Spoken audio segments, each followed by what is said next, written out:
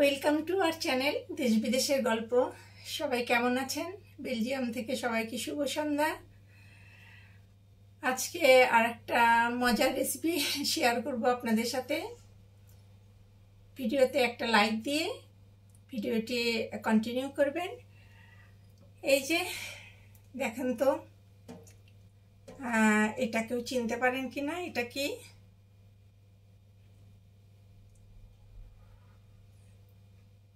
চিনতে পারলেন না তো? এটা কবুতর না, এটা হচ্ছে কোয়েল পাখি।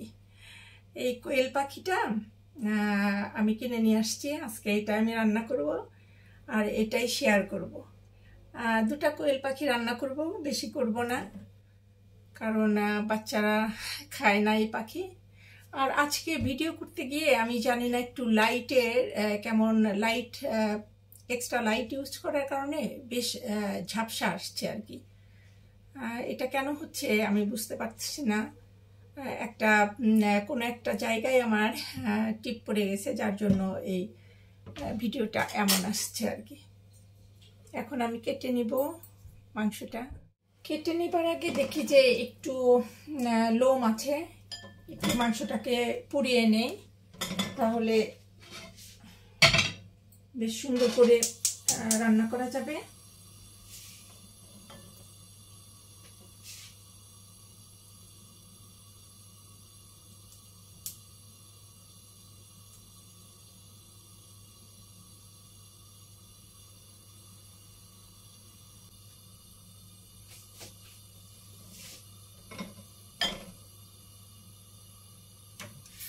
মাংসগুলিকে কেটে ধুয়ে একদম রেডি করে নিয়েছি। এই কোয়েল পাখিটা রান্না করব। এই আলু পেঁয়াজ দিয়ে এটা দো পেঁয়াজা করব। এটা দো পেঁয়াজা করলে অনেক বেশি ভালো লাগে। আর এখানে আমি এই যে তেল দিয়ে দিয়েছি ফ্রাই প্যানে। এখন এই পেঁয়াজ কুচিটা দিয়ে দিব। এখানে পেঁয়াজ কুচি আছে, কয়েকটা রসুনের টুকরা আর গরম মশলা। এটা দিয়ে একটু তেলটাকে ফ্রাই করে নেব। আমার পেঁয়াজ ফ্রাইটা হয়ে গেছে মোটামুটি। এখন মশলাগুলি দিয়ে দিব।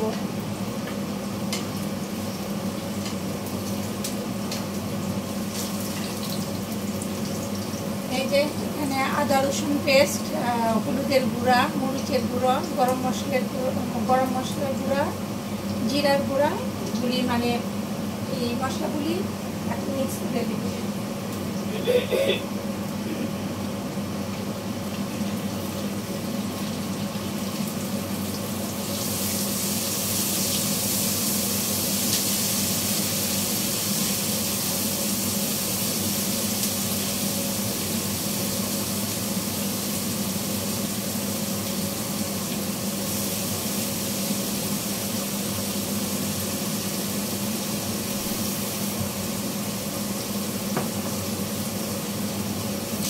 আপনাদের সবার কার কার এই কোয়েল পাখি ভালো লাগে জানাবেন। আমি অনেক পছন্দ করি। একটু লবণ দিয়ে দিই।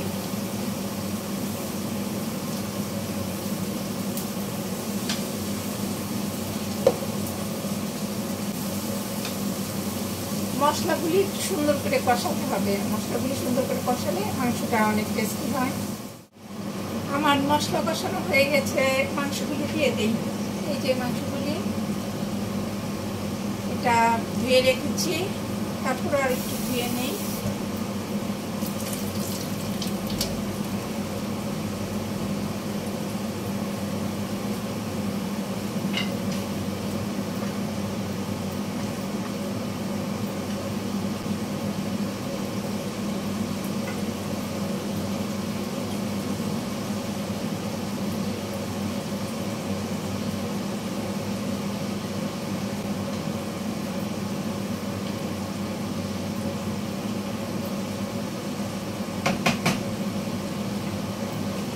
এই মাংসটা রান্না করতে খুব বেশি সময় লাগে না।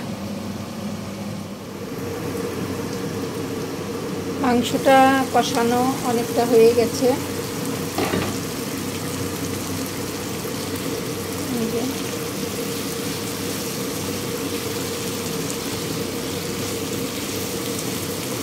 অনেক সুন্দর একটা স্মেল আসছে।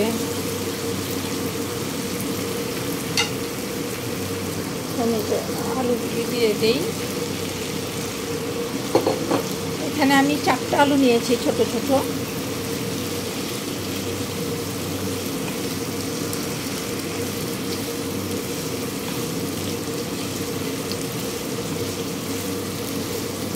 আলু দিয়ে জাস্ট 5টা মিনিট কষিয়ে নিব একটু।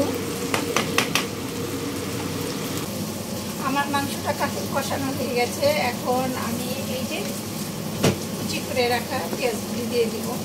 এই পেঁয়াজগুলি একটু মোটা করে কেটেছি।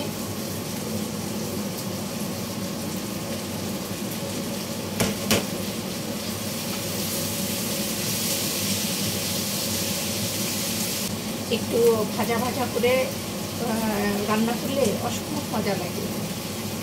ছোট্ট পাখি তো খেতে অনেক অনেক মজা লাগে, কবুতরের মতো লাগে। আর কবুতরের মাংস যেভাবে রান্না করা হয় ঠিক এইভাবে এটাও রান্না করতে হয়। আমি একটা এই যে আস্তা রসুন ধুয়ে রেখেছি, আবার একটু ধুয়ে দেই।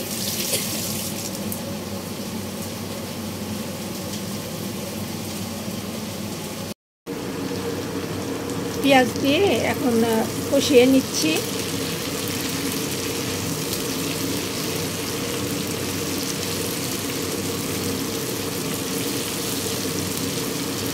দেখতে এত সুন্দর হয়েছে কালারটা।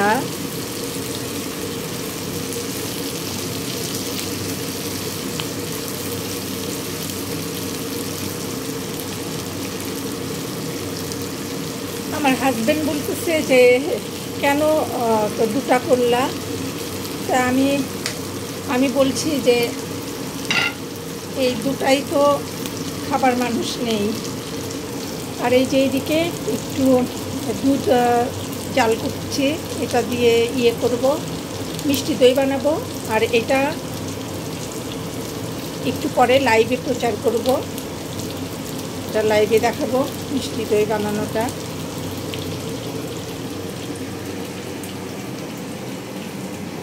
পানি দিয়ে দিই, খুব বেশি দিব না, এইটুকু দিলেই হবে।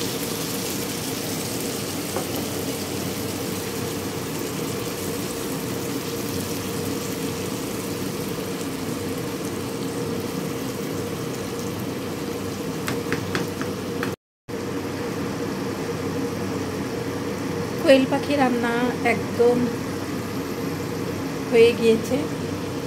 এখন সবশেষে এই যে স্পেশাল মশলাটা দিয়ে দিব।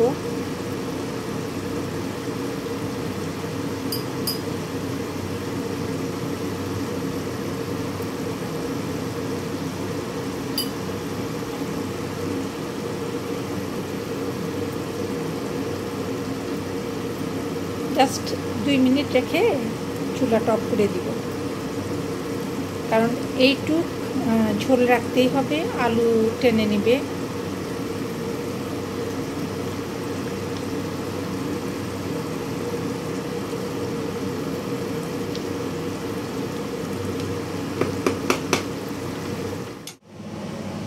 তৈরি হয়ে গেল আমার মজার কোয়েল পাখি রান্না। একদম রান্না শেষ হয়ে গেছে, চুলাটা অফ করেও দিয়েছে। এখন খেতে যাব। আর তার আগে আপনাদের সবার কাছ থেকে আজকে এখানেই বিদায় নিচ্ছি।